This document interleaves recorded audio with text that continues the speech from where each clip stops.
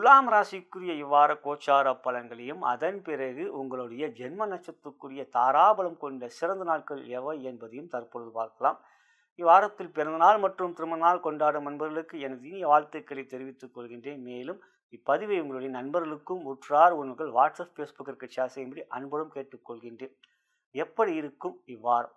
ராசியாதிபதியான சுக்கிர பகவான் 12 இருக்கிறார். பொதுவாக 12 சுக்கிரன் இருப்பது கோச்சாரத்தில் யோகம், ஆனால் நீச்சமாக இருக்கிறார். அதே சமயத்தில் ராசிக்கு 6ஆம் இடத்தில் அமர்ந்திருக்கிற சனி வக்ரமாக இருக்கிறார். இருந்தாலும் சனியும் சுக்கிரனும் ஒருவர் பார்த்துக் கொள்கிறார்கள். சனியை சுக்கிரன் மட்டும் பார்க்கவில்லை, குருவும் பார்க்கிறார். ஆகையால் சனி பாதிப்பு குறைகின்றது தான். சனி பாதிப்பு குறைகின்றது. ராசிக்கு 10 சூரியன் திக்பலத்தோடு இருக்கிறார். பொதுவாக குரு 10 இருப்பது யோகம் அல்ல.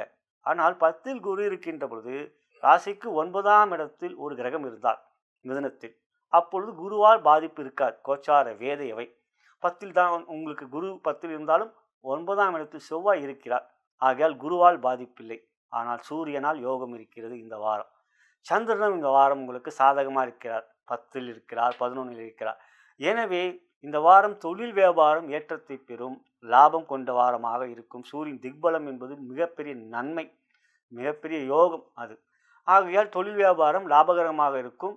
ஆகையால் இந்த வாரம் எந்த ஒரு முயற்சியும் தைரியமாக நீங்கள் எடுங்கள், அவற்றில் வெற்றி இருக்கிறது.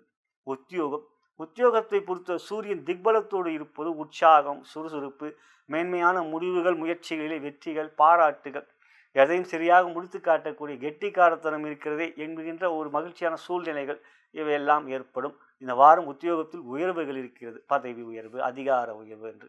குடும்பம் என்று பார்க்கின்ற பொழுது குடும்பத்தை பொறுத்தவரை இந்த வாரம் எந்த விதமான பிரச்சனையும் இல்லை. கணவன் மணி உறவிலே அன்பு, பாசம், குழந்தைகளால் மகிழ்ச்சி, உற்றார் உறவினர் நண்பர்களாலும் பகமை இல்லை, நட்பே.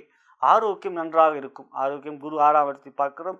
ஆகிய ஆரோக்கியம் எல்லாம் உங்களுக்கு நன்றாக இருக்கக்கூடிய ஒரு யோகமான வாரம். மொத்தத்தில் இந்த வாரம் உங்களுக்கு ஒரு சாதகமும் மேன்மையான வெற்றிகளும் இருக்கிறது. கிரீம் என்கின்ற மந்திரத்தை உச்சரியுங்கள். அவை உங்களுக்கு யோகத்தையும் நன்மையும் கொடுக்கக்கூடியதாக அமையும். நலம் பெறுக, வளம் பெறுக.